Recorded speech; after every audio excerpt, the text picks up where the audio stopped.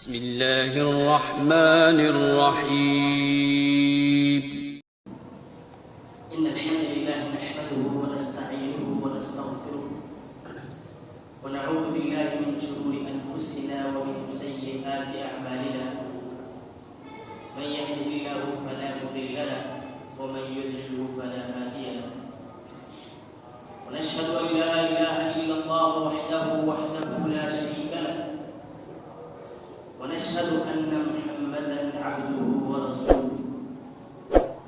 أما بعد فأعوذ بالله السميع العليم من الشيطان الرجيم من همزه ونفخه ونفثه بسم الله الرحمن الرحيم يا أيها الناس اتقوا ربكم الذي خلقكم من نفس واحدة وخلق منها زوجها وبث منهما رجالا كثيرا ونساء واتقوا الله الذي تساءلون به والأرحام إن الله كان عليكم رقيبا يا أيها الذين آمنوا اتقوا الله حق تقاته ولا تموتن إلا وأنتم مسلمون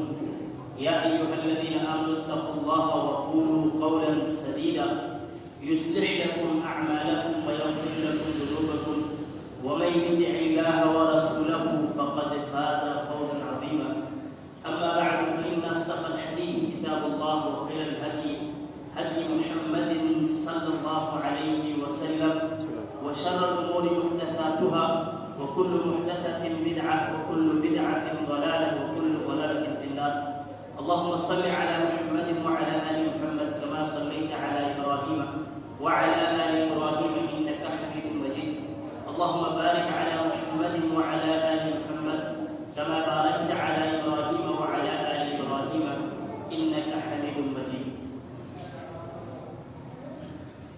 تمام تعریفات اللہ رب العالمین کے لیے لائق و بے گھر اور تمام قسم کے درود و سلام آخر نبی جناب محمد رسول اللہ صلی اللہ علیہ وسلم کی ذات اقدس پر اللہ تبارک و تعالی کا لاکھ لاکھ شکر ہے کہ اس نے ہم کو صحت کے ساتھ زندگی کے ساتھ سلامتی کے ساتھ ایک مرتبہ پھر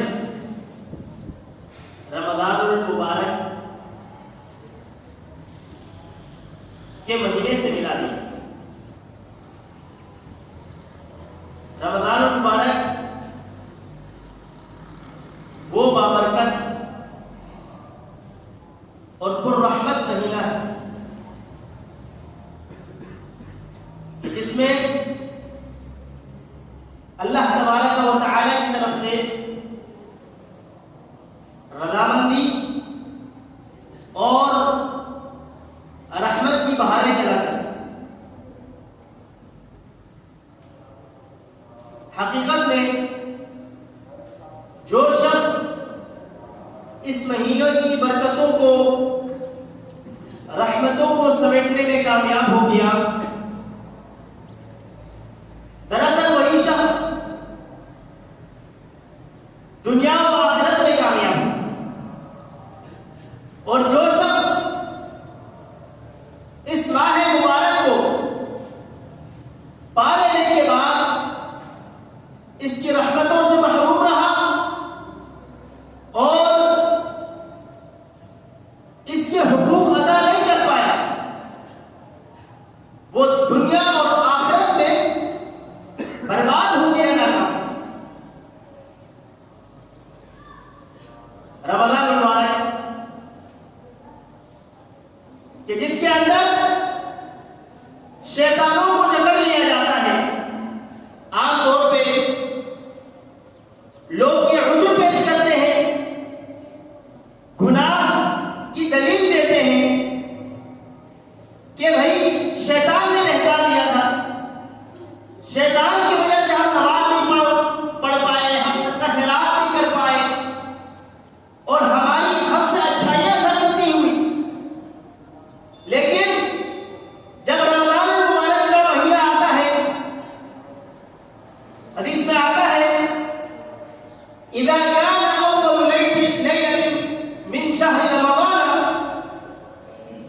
کہ جب رمضان کی پہلی رات آیا کرتی تو سفلت الشیاطین، شیطانوں کو باندھ دیا جاتا ہے، جکڑ دیا جاتا ہے. صرف شیاطین نہیں بلکہ سرکش جنوں کو بھی باندھ دیا جاتا ہے. وغلقت ابواب النار فلم یفتح منها باب، اور جہنم کے تمام دروازوں کو بند کر دیا جاتا ہے اور ان میں سے کسی دروازے کو کھلا نہیں چھوڑا جاتا. جہنم کے تمام دروازے بند ہو جاتے ہیں. اور اسی طرح فتحت ابواب الجنت فلم یغلق منها باب، اور اسی طرح سے جنت کے جنت کے تمام دروازے کھول دیے جاتے ہیں اور ان دروازوں میں سے کوئی دروازہ بھی بند نہیں کیا جاتا. جہنم کے سارے دروازے بند کیے جاتے ہیں اور جنت کے سارے دروازے کھول دیے جاتے ہیں. صرف یہی نہیں بلکہ رات میں اور دن میں اللہ کی طرف سے آواز لگانے والے آواز لگاتے ہیں، یا باغی الخیر اقبل، اے خیر کے متلاشی، اے اچھائی کے طلب کرنے والے جلدی کیجیے، آ جائیے. ویا باغی الشر اقصر، اور اے گناہ کے رسیا لوگوں، اے گناہ کو طلب کرنے والوں، اب بات آ، اب آپ کو رک جانا چاہیے. اللہ تبارک و تعالی کی طرف سے یہ آواز لگائی جاتی ہے. اور صرف یہی نہیں، وَلِلَّهِ عُتَقَاءُ مِنَ النَّارِ وَذَلِكَ كُلُّ لَيْلَةٍ، اور اللہ کے لیے اس رات ایک خصوصی جہنم سے اللہ تعالی اس رمضان کی راتوں کو ایک خاص تعداد میں لوگوں کو جہنم سے آزاد کرتے ہیں. وَذَلِكَ كُلُّ لَيْلَةٍ، اور یہ ایک رات نہیں ہوتا بلکہ رمضان کی ہر رات میں، یعنی 30 دن 30 راتیں آپ کے پاس ایسی موجود ہیں کہ آپ ان میں اللہ سے گڑ گڑا کر ان لوگوں میں شامل ہو سکتے ہیں کہ جن کو اللہ تبارک و تعالیٰ جہنم سے آزادی دے. کتنی بڑی سعادت کی بات ہے کہ آپ کو وہ 30 راتیں مل جائیں اور پھر بھی اگر آپ اور میں جہنم سے آزادی نہ حاصل کر پائے، اللہ کے ان خاص بندوں میں نہ شامل ہو پائے جو جہنم سے آزاد ہو جائیں گے، تو اس سے بڑی بدنصیبی کوئی. میرے محترم بھائیوں، رمضان کو لوگ روزے سے جانتے ہیں. سب سے پہلے روزے کے متعلق چند باتیں آپ کے سامنے پیش کر دوں کہ روزہ، اس کی اہمیت کتنی ہے، اس کو رکھنے کے متعلق اسلام کی کیا تعلیمات ہیں. تو میرے محترم بھائیوں، روزہ اسلام کے 5 بنیادی ارکان میں سے ایک. اللہ کے نبی صلی اللہ علیہ وسلم نے ارشاد فرمایا، بنی الاسلام علی 5، کہ اسلام کی بنیاد 5 چیزوں پہ رکھی گئی ہے. اسلام کی بنیاد 5 چیزوں پہ رکھی گئی ہے. شہادت لا الہ الا اللہ، اللہ اس بات کی گواہی دینا کہ اللہ کے علاوہ کوئی بات نہیں ہے، وان محمد رسول اللہ، اور اس بات کی بھی گواہی دینا کہ محمد رسول اللہ صلی اللہ علیہ وسلم، محمد صلی اللہ علیہ وسلم اللہ کے رسول. یہ کلمہ شہادت کا اقرار، یہ پہلا رکن ہے. وَإِقَامِ الصَّلَاةِ، اور نماز قائم کرنا، وَإِيتَاءِ الزَّكَاةِ، اور زکات ادا کرنا، وَصَوْمِ رَمَضَانَ، اور رمضان المبارک کے روزے رکھنا، وَحَجِّ الْبَيْتِ مَنِ اسْتَطَاعَ إِلَيْهِ سَبِيلًا، اور بیت اللہ کا حج کرنا، بیت اللہ کا حج کرنا. اگر کسی کے پاس استطاعت ہے، طاقت ہے، پیسے ہیں، وہاں جا سکتا ہے، تو وہ بیت اللہ کا حج کرنا بھی اس کے اوپر فرض ہو جاتا ہے، اور وہ 5واں اسلامی رکن. تو یہ 5 بنیادی ارکان ہیں جن کے اوپر اسلام کی عمارت قائم ہے. یہ ستون ہے جن کے اوپر اسلام کی عمارت قائم ہے. اگر ان میں سے کوئی ایک ستون بھی انسان اگر گرا دیتا ہے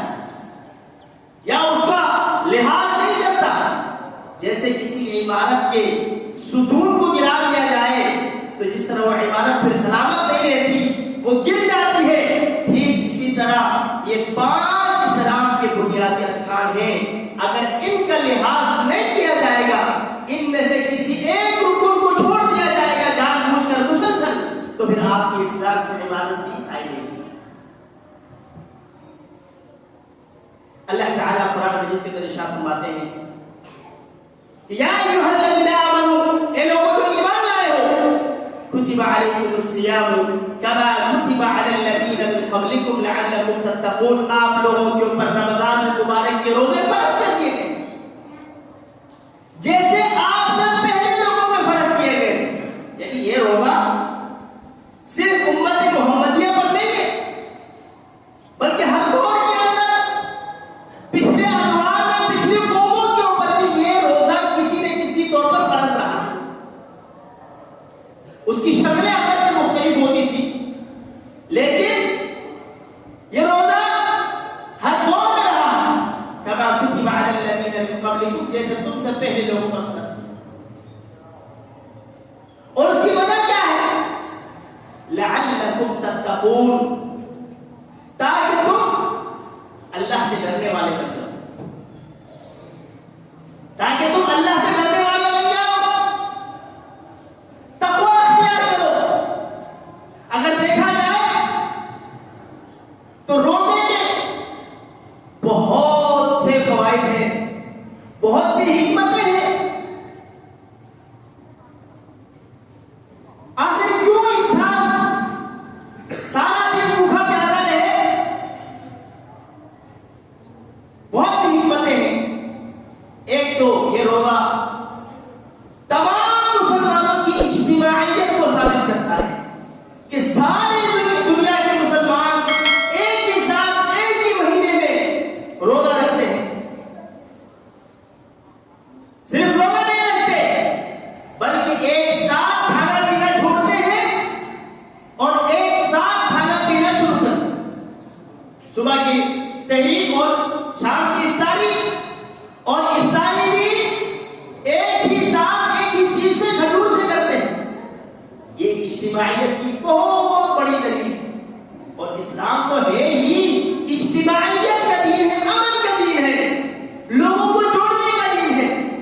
حج دیکھ لیں آپ، ساری دنیا کے مسلمان جگہ ہوتے ہیں، امیر غریب اچھے برے ہر طرح کے لوگ آ کر کے وہاں پر ایک ہی لباس کے اندر، ایک ہی انداز کے اندر، ایک ہی طرح میں ارکان ادا کرتے ہیں۔ کوئی فرق نہیں ہے کسی امیر میں غریب میں، کسی جگہ پیسے والے میں، کسی کیا کہتے ہیں ذات پات میں، کوئی فرق نہیں۔ اور اسی طرح سے نماز بھی اسلام کی ایک اجتماعیت کی ایک علاقائی دلیل ہے کہ پورے محلے کے لوگ مسجد کے اندر آ کے جمع ہوتے ہیں اور ایک ہی صف کے اندر جو ہے نا کیا کہتے ہیں امیر غریب سارے کھڑے ہو جاتے ہیں، کسی کو کسی پر کوئی فوق نہیں۔ تو روزہ بھی اسی طرح سے امیر ہو غریب ہو ایک ہی وقت میں ایک ہی انداز میں روزہ رکھنا ہے اور ایک ساتھ جیتنا ہے۔ اور اسی طرح سے روزے کا ایک فائدہ یہ بھی ہے کہ وہ لوگ جن کو اللہ نے مال دولت عطا کیا ہے، سارا سال وہ کھاتے پیتے رہتے ہیں، ان کو بھوک کی شدت کا پتہ نہیں چلتا، غریب کی تکلیف کا احساس نہیں ہوتا، لیکن جب وہ رمضان المبارک کے اندر روزے رکھتے ہیں، 13 سے 14 گھنٹے بھوکے پیاسے رہتے ہیں، تو ان کو بھی احساس ہوتا ہے کہ ایک شخص جس کو کھانا اور پینا نہ ملے تو اس کی بھوک کی حالت کیا ہوتی ہے، تو اس کے اندر احساس پیدا ہوتا ہے ان غریب لوگوں کے لیے کہ جو سال کے یعنی زیادہ تر ایام بھوکے پیاسے رہتے ہیں، پھر ان کے اندر مدد کرنے کا جذبہ بھی پیدا ہوتا ہے۔ یہ تو کچھ دنیاوی باتیں تھیں۔ شرعی طور پر روزے کا کیا مقصد ہے؟ اللہ تبارک و تعالی نے روزے کا سب سے بنیادی مقصد جو فرمایا وہ فرمایا کہ لعلکم تتقون،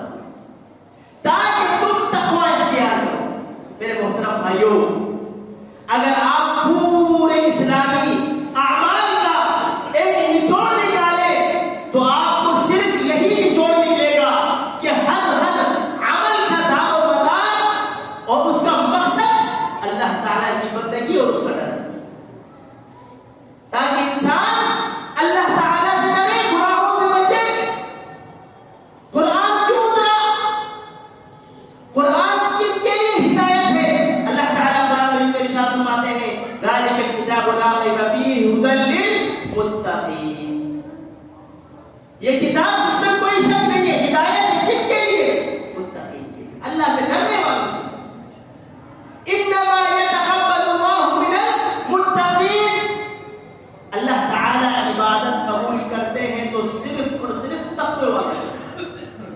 اللہ سے ڈرنے والوں سے اللہ تعالی عبادت قبول کرتے ہیں. اور یہ اس کا بنیادی سبب لوگوں کے دل میں اللہ کا ڈر پیدا کرنا اور تقویٰ پیدا کرنا.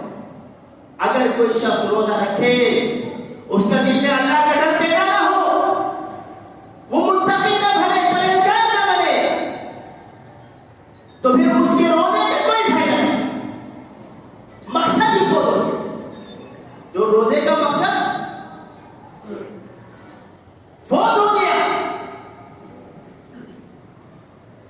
اللہ کے نبی صلی اللہ علیہ وسلم نے ارشاد فرمایا کہ من لم يدع قول الزور والعمل به فليس لله حاجة في أن يدع طعامه وشرابه. کہ جو شخص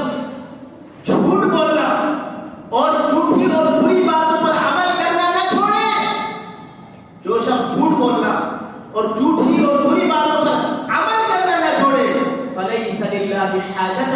في أن يدع طعامه وشرابه, تو اللہ تبارک و تعالی کو اس کے بھوکا پیاسا رہنے کی کوئی ضرورت نہیں. آپ بھوکے رہتے ہیں, پیاسے رہتے ہیں, اللہ تبارک و تعالی کو اس کا کوئی فائدہ نہیں, کوئی ضرورت نہیں. اللہ تبارک و تعالی تو آپ کے بھوک اور آپ کو بھوکا پیاسا رکھنا نہیں چاہتے, بلکہ اصل مقصد یہ ہے کہ اللہ اس بندے کے دل میں اللہ کا ڈر پیدا. ایک اور حدیث کے اندر آتا ہے روزے کے بارے میں کہ انسان کا ہر عمل اس کے لیے ہے الا الصوم, سوائے روزے کے. فإنه لي وأنا أجزي به, کہ وہ روزہ میرے لیے ہے اور میں ہی اس کی جزا دوں گا. معنی کیا ہے؟ انسان حج میں جاتا ہے, ساری دنیا کو وہ جا رہا ہے, وہ آ رہا ہے, اعلان ہو جاتا ہے, زکات دیتا ہے, صدقہ خیرات کرتا ہے, پتہ لگتا ہے کسی کو اس سے صدقہ کیا, خیرات کیا, نماز پڑھنے آتا ہے, مسجد میں 10 لوگوں کو پتہ لگتا ہے. ان تمام عملوں میں ریاکاری کا امکان موجود ہے, دکھلاوے کا امکان موجود ہے. یعنی انسان دکھلاوے کے لیے بھی کر سکتا ہے. یہ تمام اللہ کے لیے کرے اجر ہے, دکھلاوے کے لیے کرے گناہ ہے, لیکن بہرحال اس میں دکھلاوے کا امکان موجود ہے. لیکن روزہ ایک ایسا عمل ہے کہ جو اللہ اور بندے کے درمیان ہے بس, اور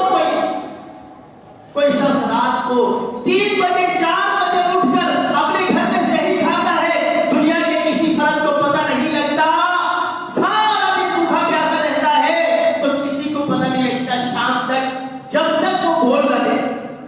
اگر وہ خاموش رہتا ہے کسی کو پتہ نہیں لگتا, کسی کے ماتھے پہ نہیں لکھا ہوا کہ یہ روزے سے ہے. اس لیے اللہ تبارک و تعالی نے ارشاد فرمایا کہ الا الصوم, مگر روزہ, کہ فإنه لي, وہ میرے لیے ہے, وہ انا اجزی به, اور میں ہی اس کا بدلہ دوں گا. یعنی دیگر, اس کا مطلب ایک یہ بھی ہے کہ دیگر جتنے ثواب ہیں, یعنی نماز ہے, آپ نے نماز پڑھی, اس کا ثواب فرشتوں کو پتہ ہے, اس کا کتنا ثواب لکھنا ہے. آپ نے صدقہ دیا, خیرات دیا, آپ نے حج کیا, عمرہ کیا, آپ نے جو بھی عمل کیا, فرشتے اس کا ثواب لکھتے تھے. لیکن جب روزے کی باری آتی ہے, جب روزے کے ثواب لکھنے کی باری آتی ہے, تو اللہ تبارک و تعالیٰ فرماتے ہیں فإنه لي, یہ میرے لیے خاص کیا جانے والا عمل ہے, اس کی جزا اور اس کا بدلہ بھی میں ہی دوں. اور پھر ذرا سوچئے, جب اللہ بدلہ دے رہے ہیں, اللہ کے خزانے میں کمی تو نہیں, اللہ کی ذرا سی رضامندی, اللہ کی طرف سے ذرا قطرہ ہی کیوں نہ ہو, ہماری تو دنیا کیا آخرت ہے. تو اس روزے کی بہت اہمیت ہے, تمام عملوں میں اس روزے کو ایک امتیاز حاصل. اسی لیے اللہ کے نبی صلی اللہ علیہ وسلم نے ارشاد فرمایا کہ لا خلوف فم الصائم اطيب عند الله من ريح المسك, کہ جب روزہ دار روزے سے ہوتا ہے اور